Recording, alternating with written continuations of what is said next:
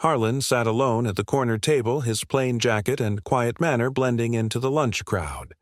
The smell of grease hung heavy in the air. Across the room, Clara waited politely for her order. Tiffany walked over, chewing gum, eyes already rolling before the first word. Mason reached to help, but she brushed past him. Plates clattered, conversation faded. When Clara finished her meal, she placed a few dollar bills on the edge of the table, small, careful, genuine. Tiffany glanced down, smirked, and said loud enough for half the room to hear, "Tips are only for pretty girls." The words cut through the air. Mason froze. Clara's hand trembled, yet her voice stayed calm. "Kindness isn't on your menu today," she said, then walked out. Harlan's stare followed Tiffany. His face didn't move, but something behind his eyes did cold, deliberate waiting. Harlan grew up in a town where people measured worth by what you wore, not what you did. His father fixed cars until his hands cracked. His mother worked nights cleaning offices that would never know her name.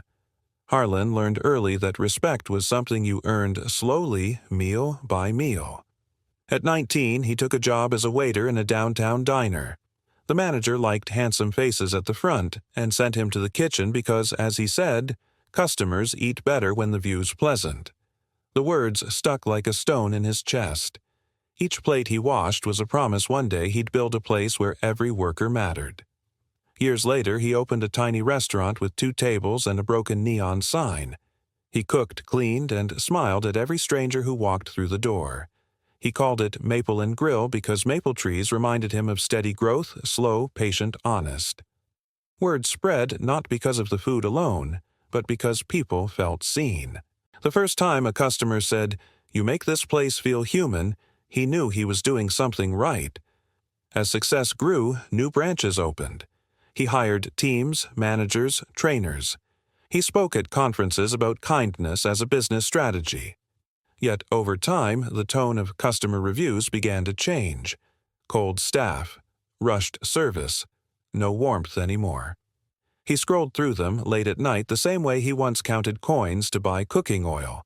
He tried to fix it from the top meeting slogans, new training manuals, but something deeper had shifted. What he had built with heart had started running on autopilot. The values that fed the brand were fading under numbers and targets. One night, after reading another complaint, he stared at the company's framed slogan on his wall, "Serve with respect." The words felt heavier than before. He thought about that manager years ago, the one who said he didn't have the face for the front. Maybe somewhere in the growth he had let people like that rise again, people who valued faces over hearts. He decided he needed to see the truth without the filters. No schedules, no rehearsed greetings, no cameras. Just the raw version of his business. He shaved, left his watch at home, bought a cheap jacket, and told no one where he was going.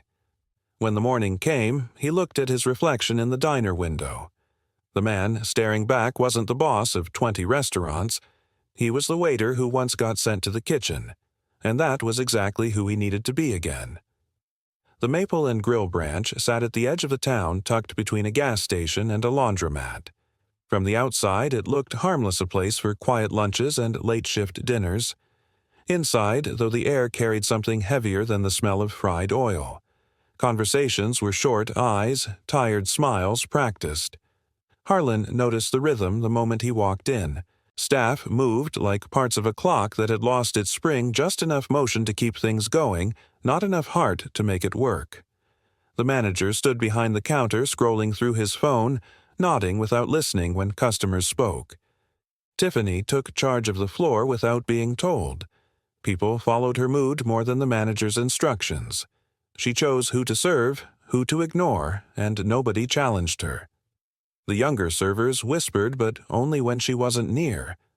Mason, quiet and steady, filled cups, picked up forgotten plates, covered mistakes no one thanked him for. When Tiffany forgot to ring in an order, he fixed it. When she snapped at a coworker, he cleaned the spill that followed. He was the glue keeping the place from falling apart, though no one seemed to notice. The customers came and went, faces shifting between politeness and disappointment. They didn't complain, just left smaller tips, shorter goodbyes. Some never came back.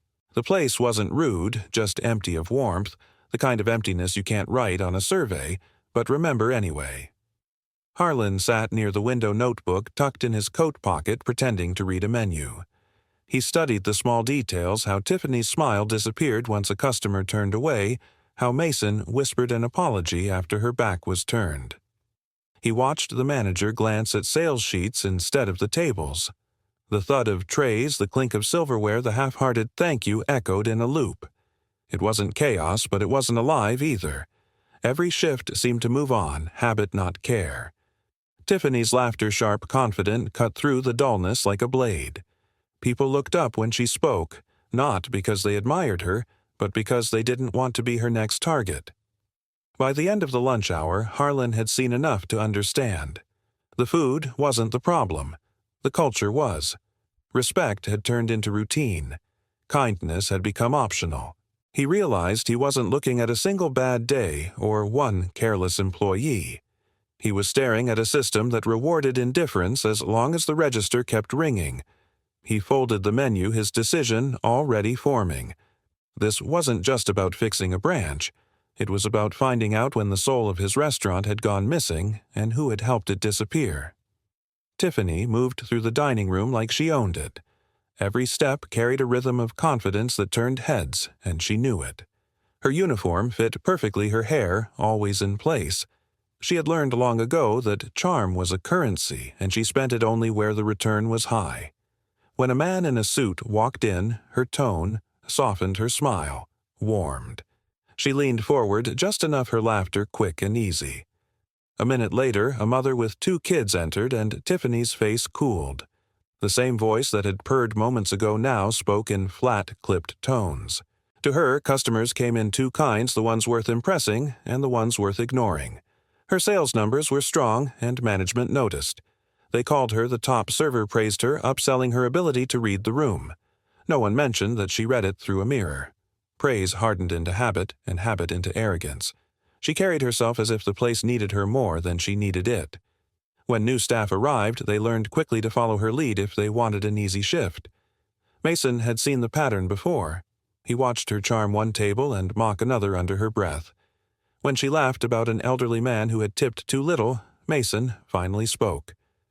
"You're crossing a line," he said quietly while stacking plates.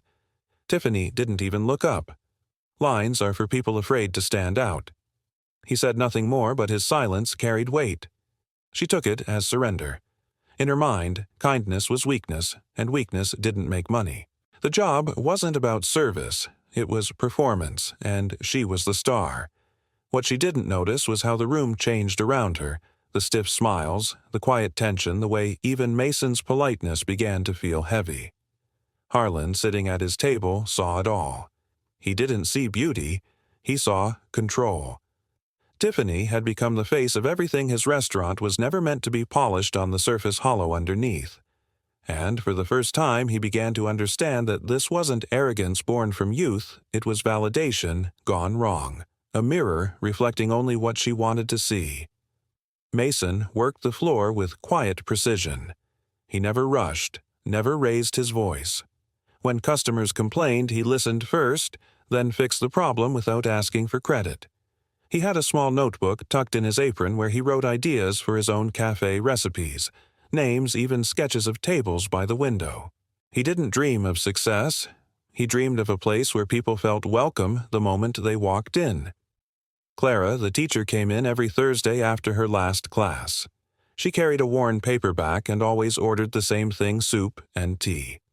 She spoke softly, smiled at everyone, and tipped what she could. Her kindness wasn't loud. It was steady, like a habit she refused to give up. When Tiffany dismissed Clara that first day, Mason's hands tightened on the tray. He wanted to step in, but knew what crossing Tiffany meant. Still, he made sure Clara's check was correct, her table clean, her meal warm. Harlan noticed both of them, the woman who stayed gentle under insult, and the man who stayed honest in silence. Together, they were the quiet counterweight to everything rotting beneath the surface, proof that decency hadn't completely left his restaurant. Harlan came back the next day and took the same seat by the window. The lunch crowd was thin, the kind of quiet that made every sound sharper. He studied the menu for a long moment and ordered the cheapest thing listed, a plain sandwich and tap water. Tiffany didn't bother to hide her reaction. Her smile flickered and vanished before she turned toward the kitchen. When she brought the plate, she set it down without a word. The sandwich leaned to one side, the lettuce pale and wilted. Harlan looked up polite. "Busy day?" he asked. She shrugged. "It's lunch." Then she was gone. Mason passed by a moment later, refilling his glass with a quiet grin. "If you need anything else, just wave," he said. His tone carried warmth that didn't match the room. Harlan nodded. "Thank you, son. Appreciate that." From the counter, Tiffany watched her arms crossed. When Mason returned to the service station, she leaned toward him. "You're wasting your charm. He looks like he can't even afford dessert." Her voice was low, but the bitterness in it carried farther than she thought. Mason didn't respond. He just adjusted the tray in his hands and went back to work. Harlan heard enough. He didn't flinch or show anger. Instead, he wrote a small note in his folded paper napkin. One word: observe. He ate slowly, watching how Tiffany's attention shifted. When a group of office workers entered, her energy changed instantly. She laughed too loudly, brushed her hair behind her ear, leaned on the counter like a model in an ad. Every smile had a purpose. Every word was a performance. Mason moved around her quietly, fixing the details she missed: the uncollected plates, the forgotten orders, the small gestures that no one noticed but him. When he caught Harlan's eye, it was only for a second, but there was an unspoken understanding, one man cleaning up what another had allowed to rot. As Harlan finished his meal, Tiffany approached to collect the bill. "Everything okay?" She asked the question hollow. "It was fine," he said. "Thank you." She took the check, gave a short nod, and walked away without another glance. The moment she was gone, Harlan placed a few small bills under the plate, just enough to be polite, and sat for a long time staring at the reflection in the window. He had built this brand on the belief that no customer should ever feel invisible. Yet here he was in his own restaurant, treated as if he didn't exist. When he finally stood to leave, he looked once more toward Tiffany. She was laughing with a man in a tailored jacket, the kind of customer she considered worth her time. The sound carried faintly across the room, sharp and careless. Harlan buttoned his coat, eyes narrowing just slightly. She hadn't noticed him. Not yet, and that was exactly how he wanted it. The next afternoon, Harlan returned again. Same coat, same corner table. He asked for the soup special and a glass of water. Tiffany barely looked up from her notepad. "Sure," she said, already turning away. When she came back, she placed the glass near the edge of the table without checking. A moment later, Harlan's elbow brushed it. The water tipped, spreading across the surface. He reached for napkins, muttering an apology. Tiffany's sigh came sharp and fast. "Seriously," she said, her voice cutting through the room. "Could you maybe watch where your hands are?" Mason appeared from nowhere, grabbing towels, blotting the spill before it reached the floor. "It's fine," he said quietly. "Accidents happen." Tiffany stepped back, arms crossed. "I'm not a babysitter," she muttered loud enough for both of them to hear. The customers nearby turned their heads, sensing tension but pretending not to. Harlan looked up at her eyes, calm. "Thank you for the help," he said evenly. She didn't reply. She walked away, shaking her head. Mason gave him a small apologetic smile. "She's just had a long week," he said. "Doesn't mean it's right, but that's how she gets." Harlan nodded, still polite. "You've got good manners," he said. "Don't lose them." When the meal was done, he left 3 crumpled singles under the check, nothing more. He waited a few seconds, just long enough to see what would happen. Tiffany returned, picked up the bills, and stared at them like they were an insult. Her lips curled. Without hesitation, she tossed the money into the trash behind the counter. Mason froze. Harlan caught the motion from the corner of his eye. No words came from him, no expression. Only the faint tightening of his jaw before he reached for his coat. At the register, the manager stood counting receipts. Harlan approached with a small nod. "Your waitress," he said, keeping his tone light. She seems stressed. Maybe overworked." The manager chuckled. "Tiffany. She's fine. She brings money. That's what matters." Harlan's smile was thin. "Right. Of course." He stepped back, letting the words settle. They said everything he needed to know. The indifference wasn't isolated, it was policy. He lingered by the door for a moment, watching Tiffany laugh with another server. She was radiant in her confidence, the manager nearby pretending not to see her attitude. Mason passed behind her, carrying plates unnoticed. Harlan thought about how small habits wrought great ideas, the quiet shift from kindness to calculation, from people to profit. It starts with one excuse, then becomes the air everyone breathes. He remembered the early days when one customer's thank you could keep him awake with pride. Now, inside the same name, people rolled their eyes at the sound of a spilled glass. As he walked out, the late sun stretched across the street, pale and distant. The sign, Maple and Grill, glowed faintly above the door. He looked at it and saw not the restaurant he had built, but the mirror of everything he had once tried to escape. He didn't feel angry. Not yet. What he felt was worse, a slow, quiet certainty that something deep inside his creation had begun to die, and it had done so with everyone's permission. Harlan returned the next day, this time with a different plan. He still wore the same jacket and glasses, but his tone had changed. When Tiffany came over, he greeted her with a polite smile. "I'd like the grilled chicken sandwich," he said, "but please make sure it's not too dry. Last time it was a little overdone."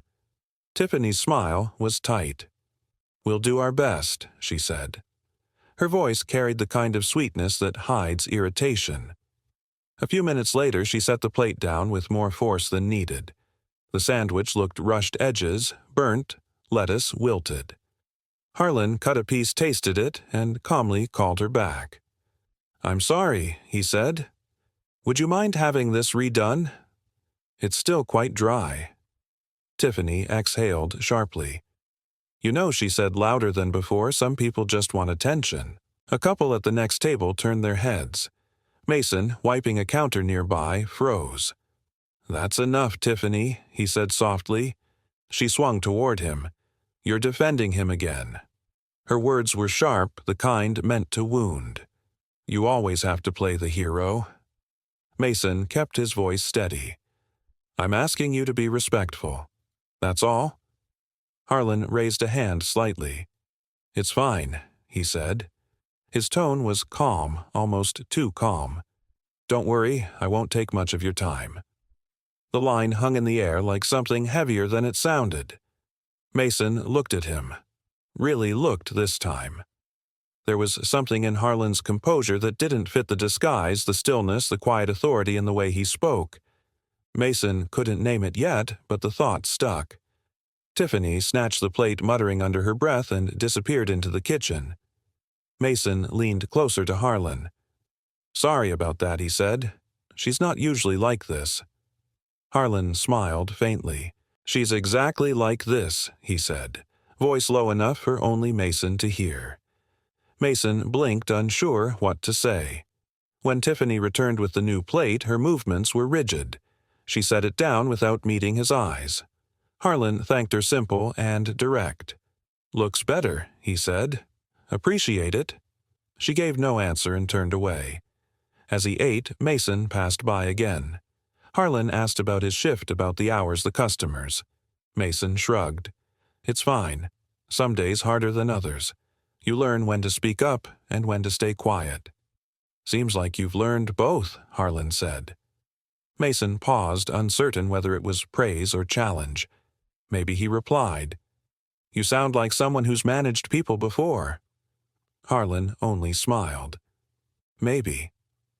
When the check came, Tiffany dropped it on the table without a word. The receipt fluttered slightly from the breeze of her movement. Harlan signed, neatly placed the money inside, and looked toward Mason. "You keep doing what you do," he said, "even when no one's watching." Mason nodded, puzzled. "Thanks, sir." Tiffany returned to clear the table, saw the modest tip, and rolled her eyes. "Figures," she whispered. Harlan stood buttoning his coat. "You're right," he said quietly, not looking at her. "Some people just want attention. But others—" He paused. They just want to be treated like they matter." She frowned, unsure how to respond. Mason watched him leave his expression thoughtful. Something in the man's posture, the calm, the restraint, the unshakable control didn't match the role of an ordinary customer. For the first time, Mason began to suspect that the quiet stranger at the corner table wasn't who he appeared to be, and for reasons he couldn't explain, that realization filled him with both hope and unease. The next shift started slow. Rain pressed against the windows, and the room carried that quiet grayness that makes people softer or meaner.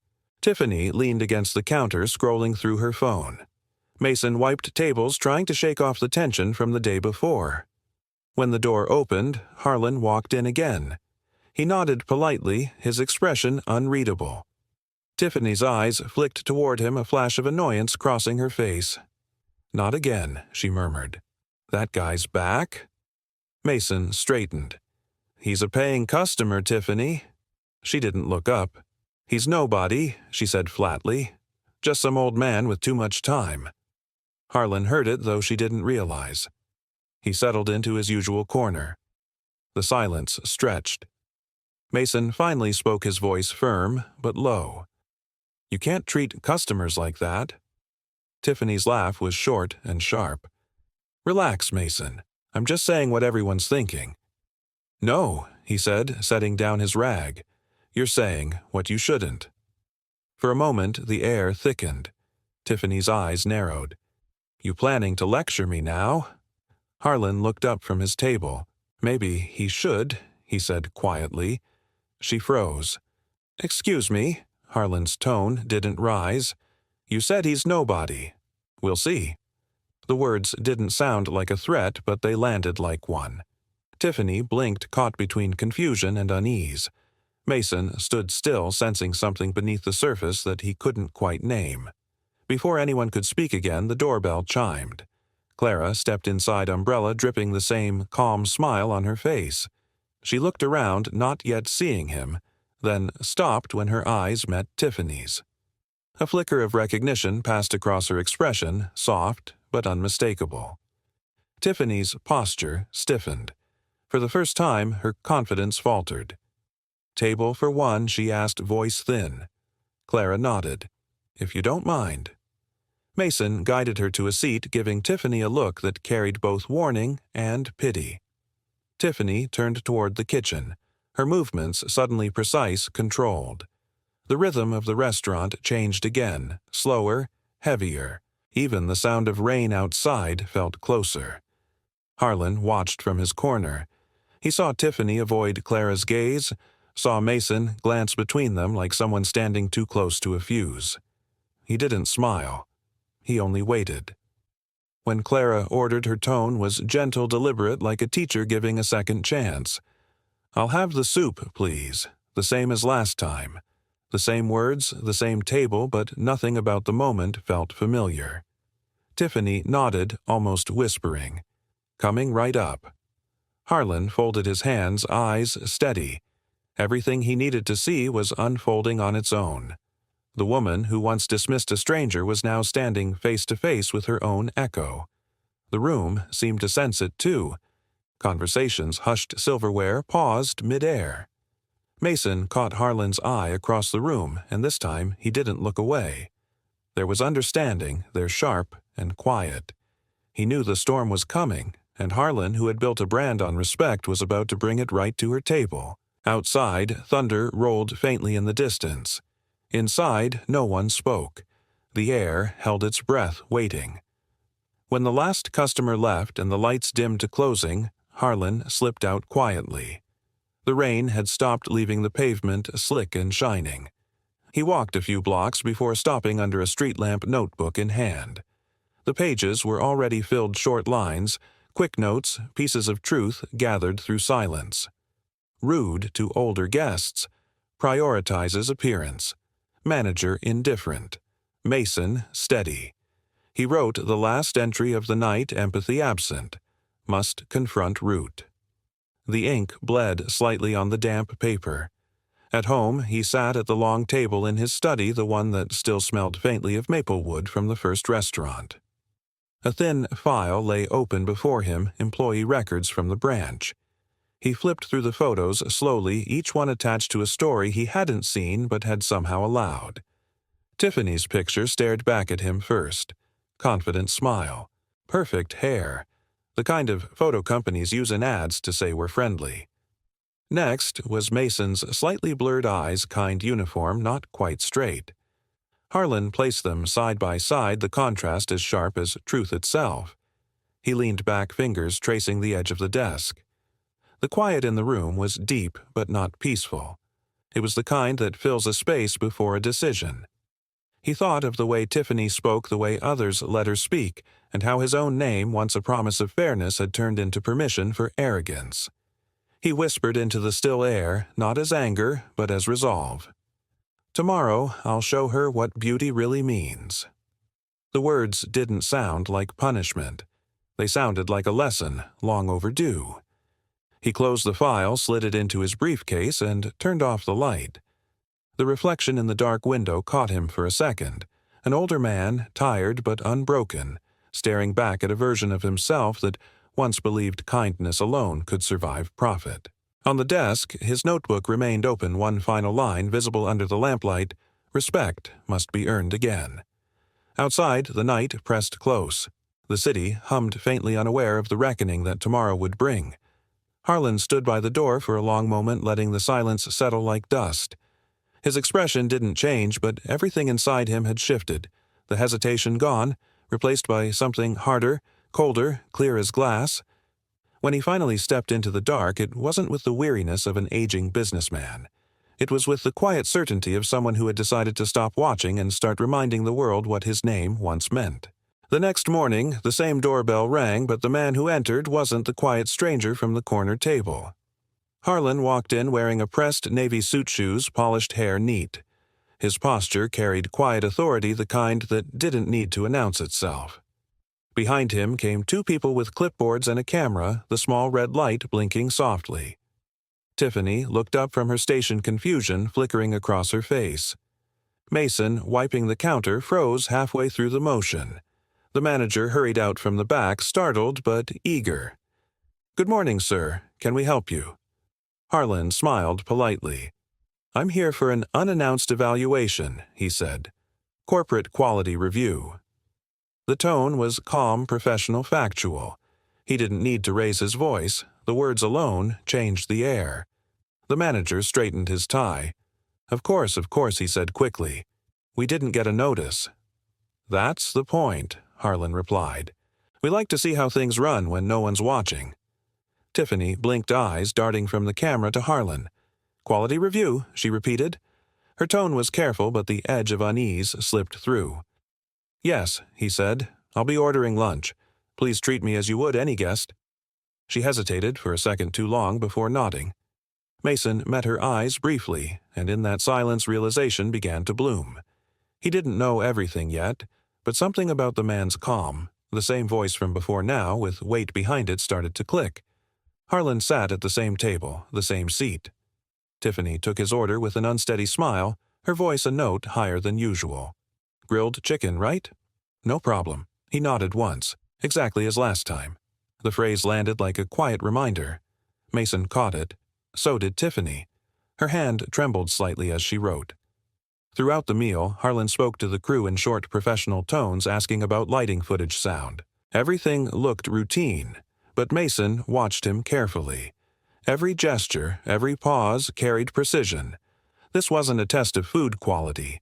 It was a mirror being held up to the people who had forgotten who they worked for. When Tiffany brought out the plate, her smile felt forced. "Everything okay today, sir?" she asked. "Better already," Harlan replied. His eyes lingered on her for a moment longer than politeness required. He ate slowly, speaking occasionally with the manager, asking questions about staff conduct, training, turnover rates. The manager stumbled through his answers, voice cracking slightly. Mason stood nearby, pretending to arrange condiments but listening to every word. When the meal ended, Harlan asked for the check. Tiffany handed it to him and he reached for a pen from his jacket pocket. He paused a moment before signing, then slid the receipt back toward her. She looked down. The signature in blue ink was clear, deliberate Harlan Maple. The color drained from her face. For a second, she didn't breathe. Mason saw it before anyone else, the name, the handwriting, the unmistakable truth behind it. The manager leaned in confusion, turning to shock. "Sir." As in Maple and Grill, Harlan stood buttoning his jacket. "That's right."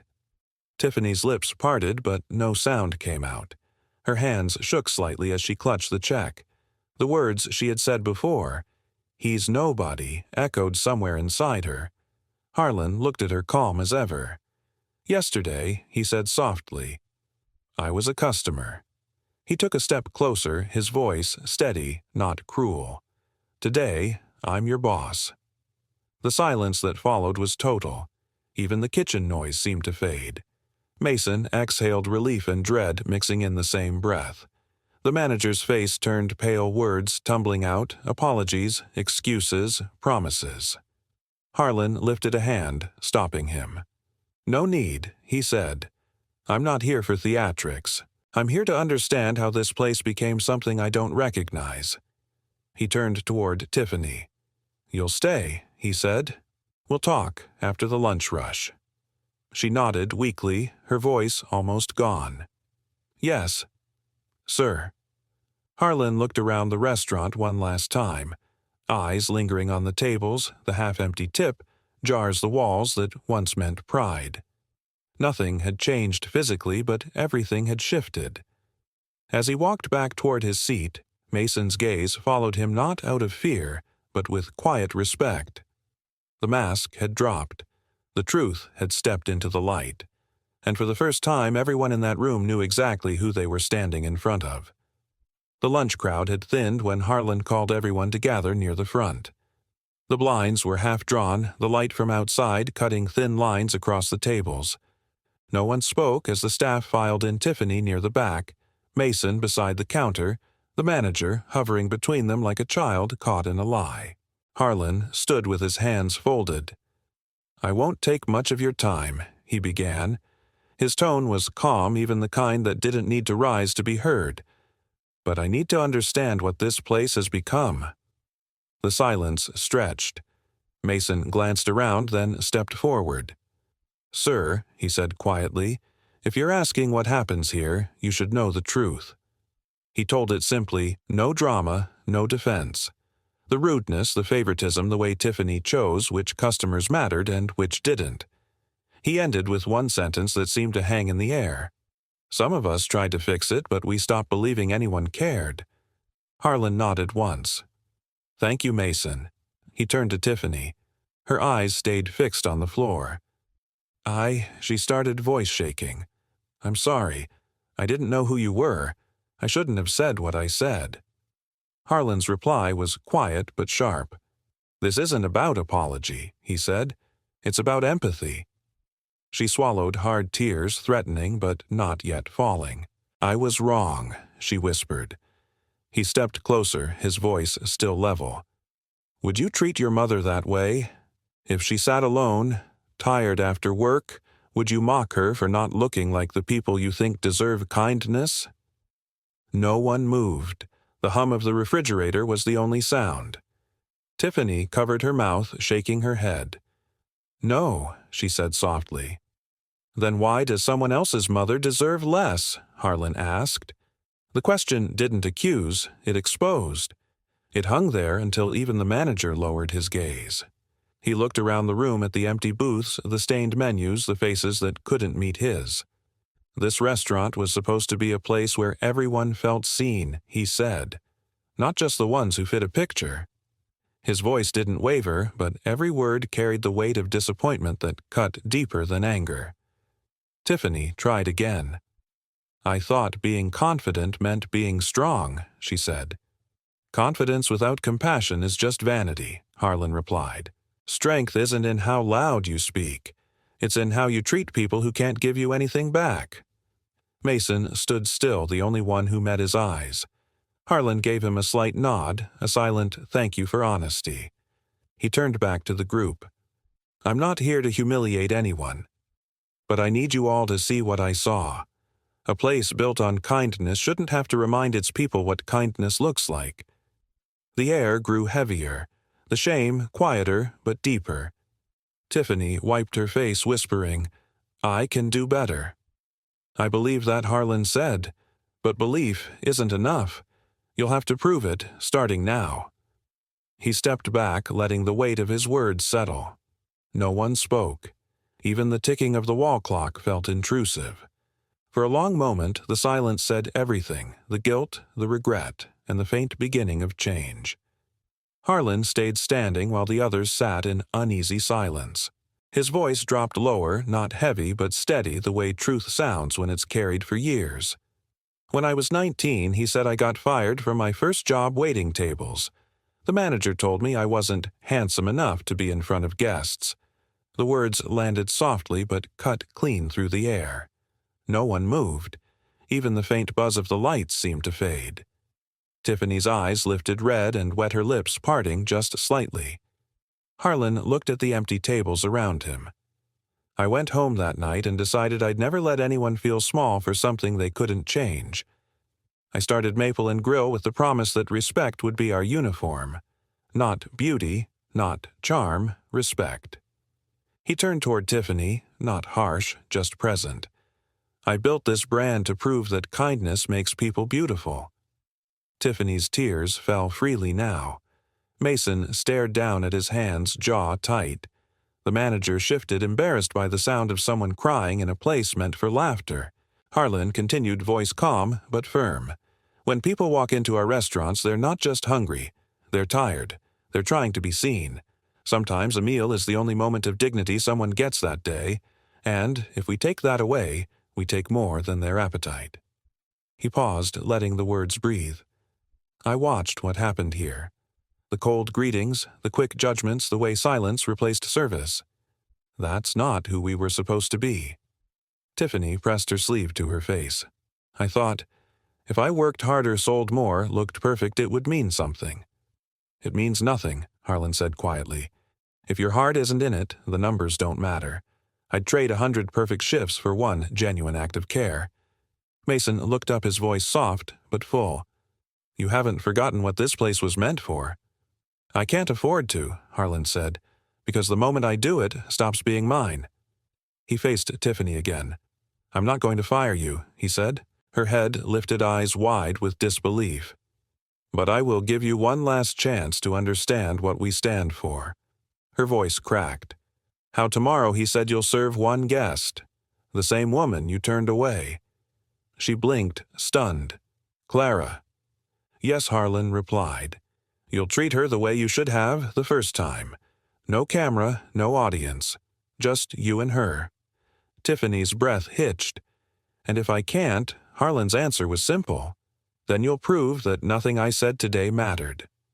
The room fell quiet again, but it wasn't the silence of guilt anymore. It was reflection, heavy but alive. Mason finally spoke. "She'll do it," he said. His tone wasn't a defense. It was faith. Tiffany nodded slowly, tears streaking down her face. "I will," she whispered. "I want to." Harlan gave a small nod, neither smile nor frown. "Good. Then tomorrow we start again." He looked around the room once more, his gaze landing on each of them, not to judge but to remind. Kindness isn't a slogan. It's a choice. And every table in this place is waiting for someone to make it. No one spoke after that. There was nothing left to add. The truth had already done what anger never could. The next afternoon, the restaurant felt different. The air was quieter, the usual chatter softened to a hum. Tiffany stood by the counter, her hands trembling slightly as she balanced a tray. Mason watched her not with judgment, but with quiet encouragement.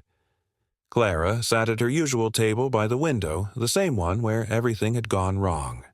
She placed her book beside the napkin, the pages marked with a ribbon.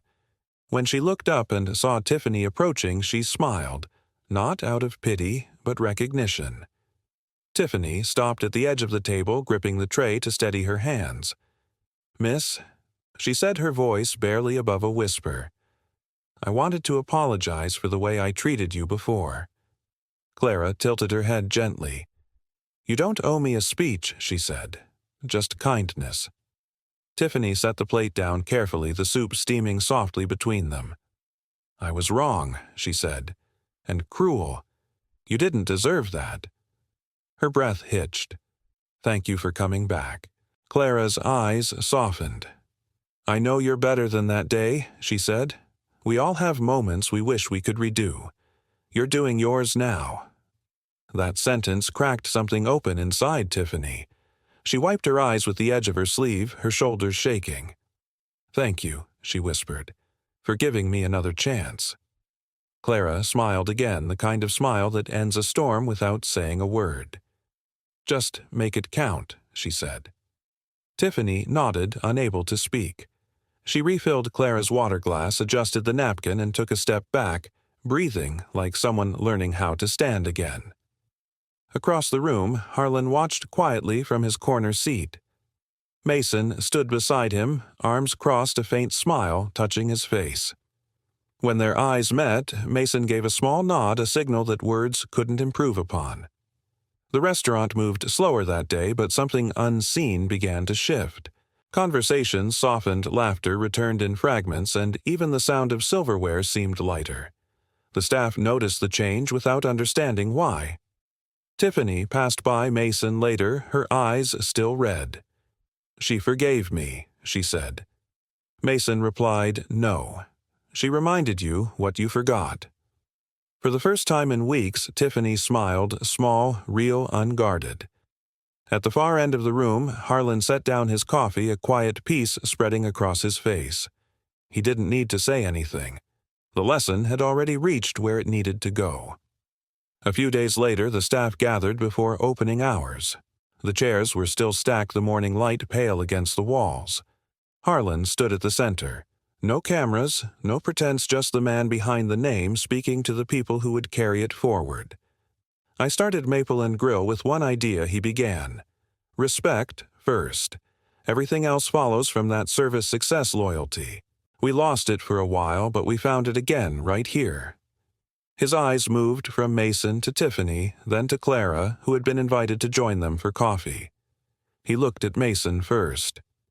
"You reminded me that quiet integrity keeps a place alive. You don't need titles for people to trust you. You earn it, one gesture at a time." Mason nodded, trying to hide the pride that reached his smile. Then to Clara. "You taught us what grace looks like when it's tested. Thank you for walking back in when you had every reason not to." Finally, Harlan turned to Tiffany. "You made a mistake. We all do. But courage isn't about never failing. It's about facing what you broke and choosing to rebuild it. You did that." Tiffany met his eyes, still unsure she deserved the kindness, but grateful all the same. "I'll keep trying," she said quietly. "I know," Harlan replied. He took a breath, looking at all of them. "Starting next week, every branch will take part in a new program. Respect first. Not a campaign, not a slogan. A promise. Each of you will train new staff not just in service but in empathy. Because this isn't about food. It's about people." The room stayed silent for a moment, filled not with guilt, but with the stillness of understanding. Harlan's voice softened. "Kindness doesn't need to be seen. It just needs to be done." Clara smiled. Mason looked toward the front windows where the sign glowed faintly. Tiffany wiped her eyes and stood a little straighter. Harlan picked up his notes, then paused. "If you believe the world needs more respect," he said, glancing at each of them, "share this story in the way you work, in the way you speak, in the way you treat the next person who walks through that door." No one applauded. They didn't need to. The message stayed with them quiet and certain, the way real change always begins.